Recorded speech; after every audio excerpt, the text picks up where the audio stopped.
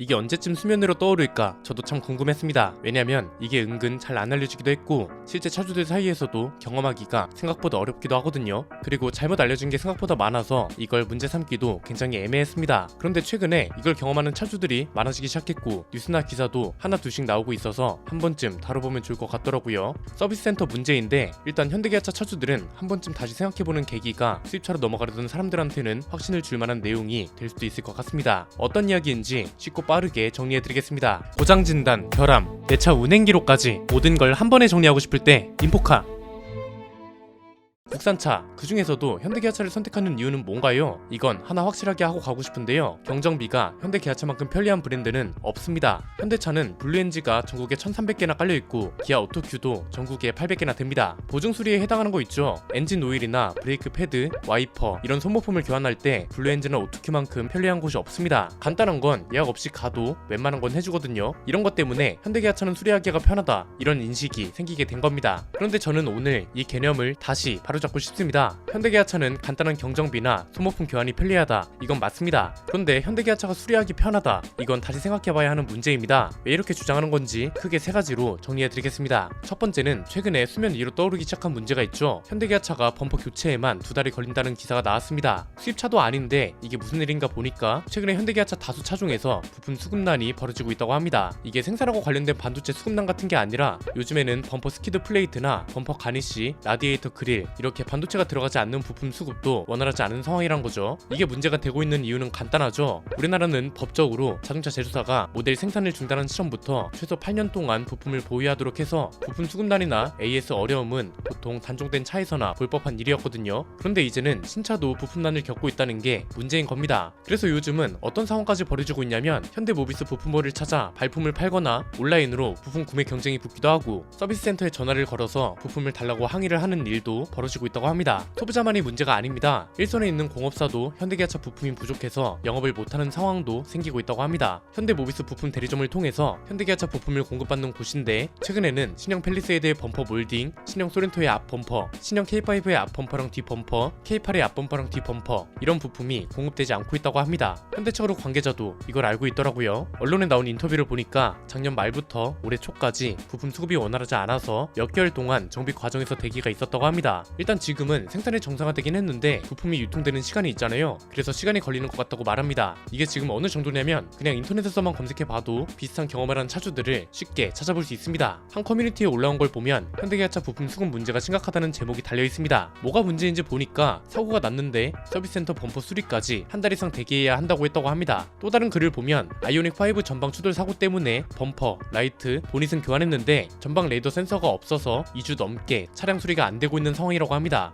오비스에서는 반도체 부족 현상 때문이라고 말한다고 하고요. 이렇게 되면 현대기아차만의 강점이 사라지는 거죠. 수입차 대신 현대기아차를 타거나 다른 국산차 브랜드에서 갈아타거나 이런 과정에서 현대기아차의 정비가 빠르고 쉽다는 점이 진짜 큰 강점으로 통하는 건 사실이거든요. 그런데 가장 큰 강점 중 하나가 사라졌다고 하니까 차주들 사이에서는 불만이 될 수밖에 없고 최근에 쌍용차가 부품 수급 문제 때문에 말이 많았는데 쌍용차만의 문제가 아니라 현대기아차도 문제가 되고 있다는 걸 알 수 있는 거죠. 두 번째는 이거랑 겹치고 있는 게 직영 서비스 센터 문제입니다. 최근에 전기차 보조금 개편안이 나오면서 이것도 관심을 많이 가지는 분들이 많더라고요. 보조금 가격 기준이 달라졌고 인센티브 기준도 개편됐는데 여기 보시면 사업평가 관리 부분 있죠. 직영이나 협력 AS 센터 운영 여부도 보조금 책정 기준에 포함시킨다고 합니다. 정비 관리 시스템 유무에 따라서 1등급에서 3등급으로 등급을 나누고 이걸 기준으로 보조금을 더 줄지 덜 줄지 결정한다는 겁니다. 그래서 직영 서비스 센터 숫자에 관심을 많이 가지게 된 거죠. 자료를 찾아보니까 제가 생각했던 것보다도 직영 서비스 센터 숫자가 적었습니다. 현대차는 전체 서비스 센터 중에서 직영점 비율이 1.7%밖에 안 됐고요. 이건 르노코리아랑 똑같은 비율인 겁니다. 기아도 직영점 비율이 2.3%밖에 안 됐는데 이건 한국 GM하고 0.1%밖에 차이가 안 나는 거죠. 쌍용차는 0.7%밖에 안 됐는데 판매량을 생각하면 현대기아차 직영 서비스 센터 비율이 상당히 적은 거고 그래서 앞에서 그런 얘기를 했던 겁니다. 현대기아차는 경정비가 편리하다.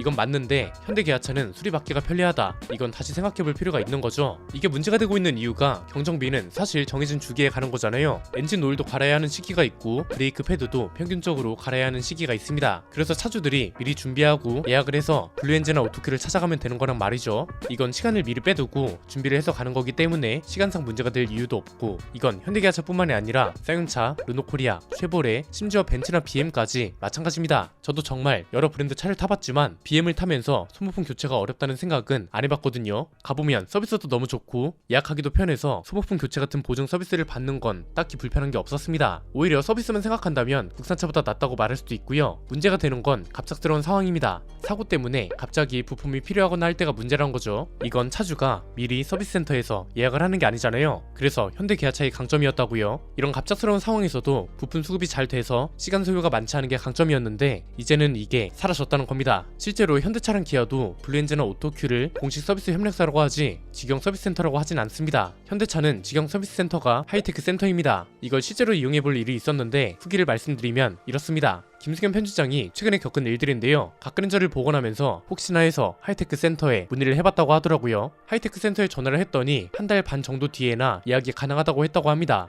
예약 과정부터 워낙 오래된 차다 보니까 어떤 걸 정비해야 하는지 세세하게 알려달라 했다고 하더라고요. 그래서 정비해야 하는 내용, 교체가 필요한 부품 이런 걸 세세하게 주고받고 예약도 성공적으로 잡았습니다. 이때까지만 해도 기대가 많았습니다. 현대차가 파텍스라는 기업을 가지고 있거든요. 이게 뭐냐면 단종된 차의 부품을 다시 생산해주는 현대차 그룹의 자회사고, 실제로 한창 홍보를 할 때 각그랜저 부품도 생산한다 이런 식으로 기사 타이틀이 나오고 그랬습니다. 그래서 기대를 안고 한 달 반을 기다려서 갔는데 황당한 말을 들었다고 합니다. 본사에서 오래된 차는 수리를 하지 못하도록 하는 지침이 내려왔다는 겁니다. 이게 이해가 안 되는 건 아닙니다. 김승현 편집장이 가지고 있는 각그랜저가 91년식이니까 올해로 32년이나 된 거잖아요. 올드카는 잘못 건드리면 부품이 부러지거나 할 수 있고 부품을 구하기도 어려워서 동네 카센터에서도 잘 안 봐주거든요. 그런데 이건 경우가 좀 다르죠. 예약 과정에서 정비가 필요한 내용을 직원하고 세세하게 주고받았고 예약까지 했잖아요. 애초에 수리가 안 됐다면 예약을 잡으면 안 됐던 겁니다. 고객님, 해당 차량은 연식이 너무 오래돼서 지침상 저희가 정비를 해드릴 수 없습니다. 죄송하지만 예약이 불가능합니다. 이렇게 나왔어야 하는 게 맞고, 이랬으면 한 달 넘게 기다릴 일도 없었잖아요. 하이테크 센터에서 휠 얼라이언트랑 핸들 쏠림 현상은 잡아주겠다고 했다고 합니다. 그런데 작업을 한 뒤에도 핸들 쏠림 현상은 여전한 상태입니다. 하이테크 센터 방문 이후 결국은 각그랜저 정비를 잘하는 곳을 찾아서 완벽하게 수리를 마쳤고요. 최근에는 외관 복원을 마치고 실내 작업을 준비 중이라 곧 시승기로 내보내드릴 수 있도록 하겠습니다.